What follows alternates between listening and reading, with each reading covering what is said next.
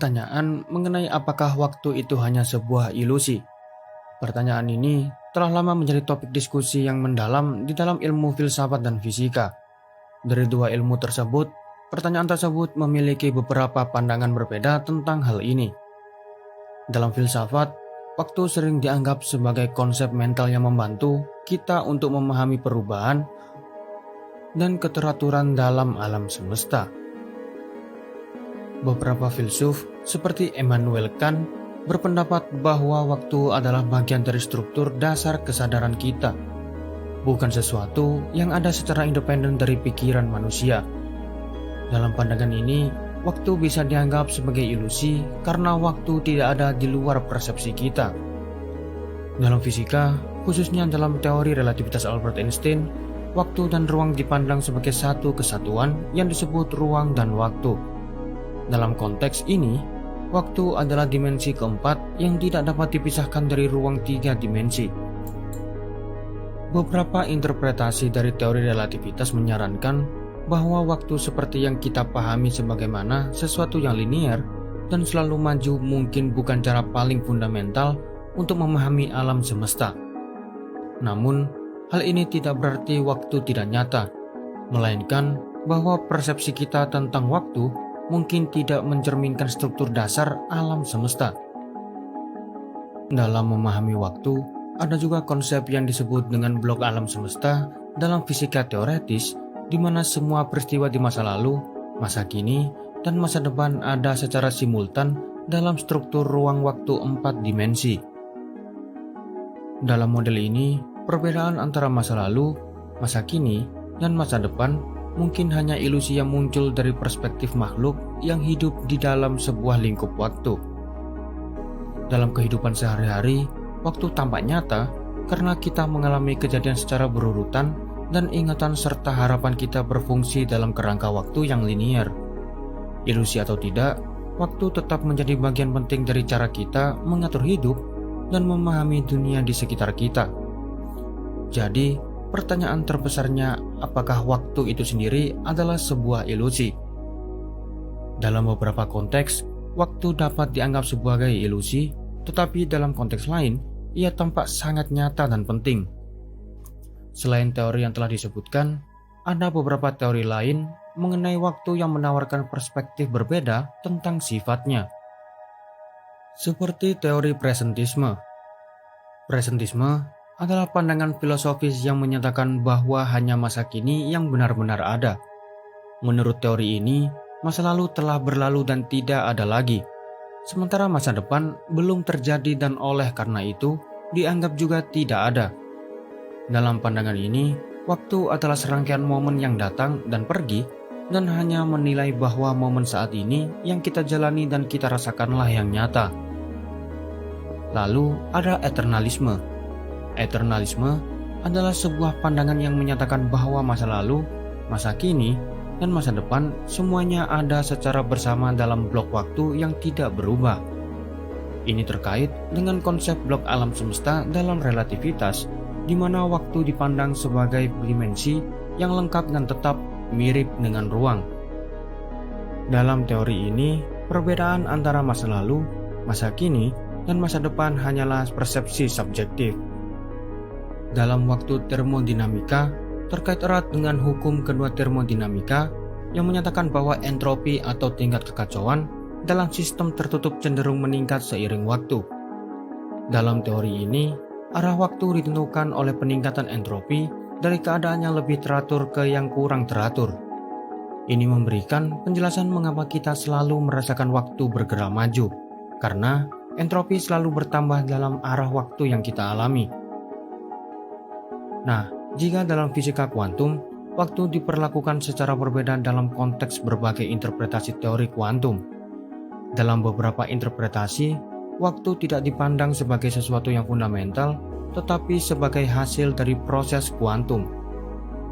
Sebagai contoh, dalam teori gravitasi kuantum, seperti loop quantum gravity, waktu mungkin muncul dari dinamika dasar yang lebih mendasar dan bukan merupakan entitas yang terpisah. Interpretasi ini juga didukung oleh beberapa eksperimen dalam fisika kuantum yang menunjukkan bahwa urutan waktu dari kejadian-kejadian tertentu bisa menjadi relatif atau bahkan tidak jelas, tergantung pada keadaan pengamat.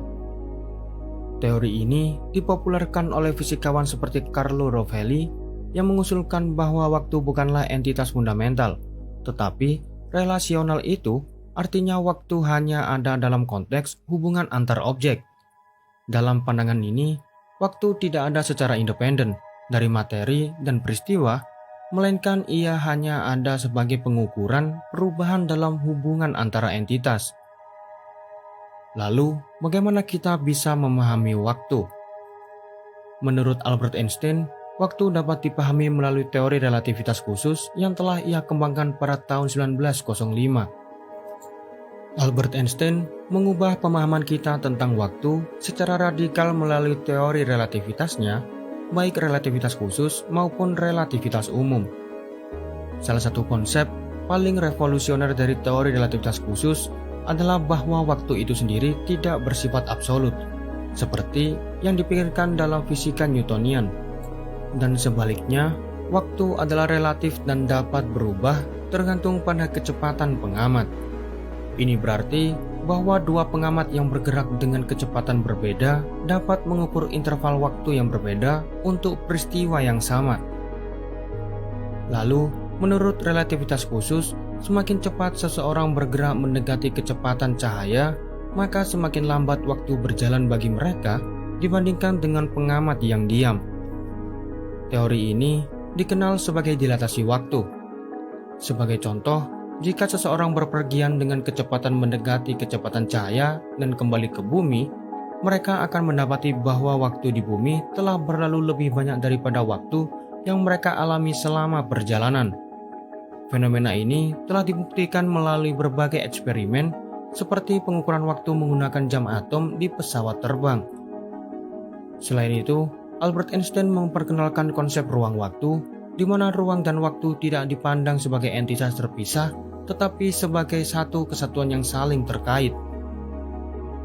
Dalam kerangka ini, peristiwa-peristiwa dalam alam semesta terjadi dalam 4 dimensi, 3 dimensi ruang dan 1 dimensi waktu.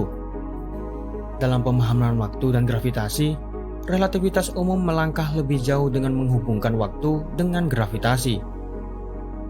Einstein mengusulkan bahwa gravitasi bukanlah gaya seperti yang dipahami dalam fisika Newtonian, tetapi efek dari kelengkungan ruang waktu yang disebabkan oleh massa dan energi. Objek besar seperti planet dan bintang melengkungkan ruang waktu di sekitarnya, dan ini mempengaruhi aliran waktu. Dalam relativitas umum, waktu juga dipengaruhi oleh medan gravitasi. Semakin kuat medan gravitasi, semakin lambat waktu berjalan.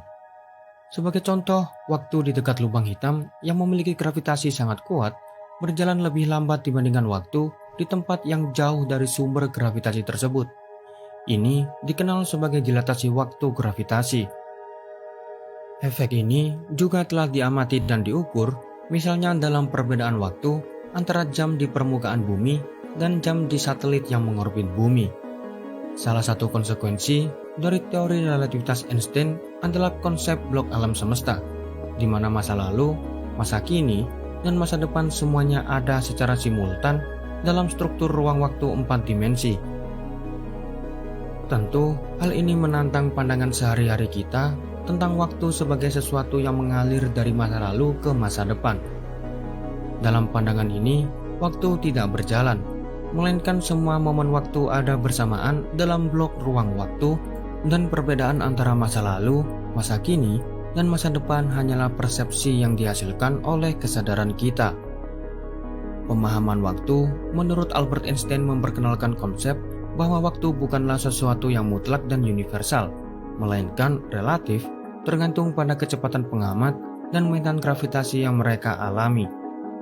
Dengan konsep dilatasi waktu dan ruang waktu, Einstein menunjukkan bahwa waktu tidak bisa dipisahkan dari ruang dan bahwa ia dipengaruhi oleh kondisi fisik alam semesta, seperti kecepatan dan gravitasi. Konsep ini telah mengubah pandangan kita tentang alam semesta secara fundamental dan memiliki implikasi besar dalam fisika, astronomi, dan filsafat. Teori-teori ini menunjukkan bahwa pemahaman tentang waktu sangat bervariasi dan bahwa waktu bisa jadi lebih kompleks dan tidak langsung seperti yang kita alami sehari-hari. Banyak dari teori ini masih dalam tahap eksplorasi dan terus menjadi subjek penelitian dan debat di kalangan ilmuwan dan filsuf. Jadi itu saja yang bisa kita berikan mengenai bagaimana kita bisa memahami waktu. Jangan lupa untuk selalu ikuti Sains Tech ID agar tidak ketinggalan update menarik mengenai informasi sains dan teknologi lainnya. Terima kasih dan sampai jumpa di update selanjutnya.